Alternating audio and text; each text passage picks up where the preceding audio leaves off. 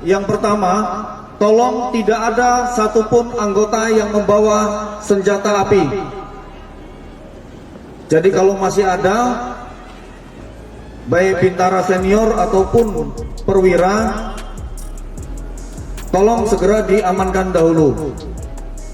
Anggota Komisi Kepolisian Nasional Albertus Wahyu Rudanto menyebut tak ada perintah dari Kapolres Malang AKBP Ferly Hidayat untuk membubarkan massa menggunakan gas air mata dalam insiden di Stadion Kanjuruhan.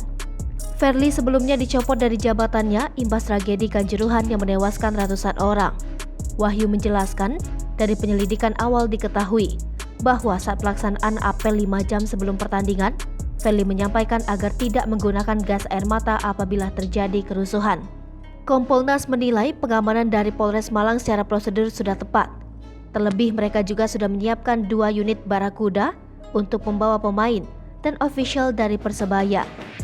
Ia menambahkan saat ini pihaknya juga masih terus menelusuri asal-usul perintah penggunaan gas air mata untuk mengurai massa. Penggunaan gas air mata itu jadi faktor ratusan supporter Arema tewas dalam insiden tersebut. Wahyu menjelaskan bahwa saat kericuan terjadi di dalam stadion, Ferly sedang berada di luar. Ia menduga ada pejabat lain yang menginstruksikan penggunaan gas air mata. Kapolri Jenderal Listio Sigit Prabowo mencopot Kapolres Malang AKBP Ferly Hidayat buntut tragedi kerusuhan di Stadion Kanjuruhan. Bentrok antara supporter Arema dengan aparat keamanan terjadi selepas pertandingan antara Arema FC versus Persebaya.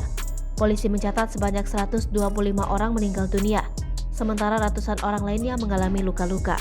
Hai pemirsa Sri Popo TV, jangan lupa komen, like, dan subscribe, serta tonton terus berita-berita terbaru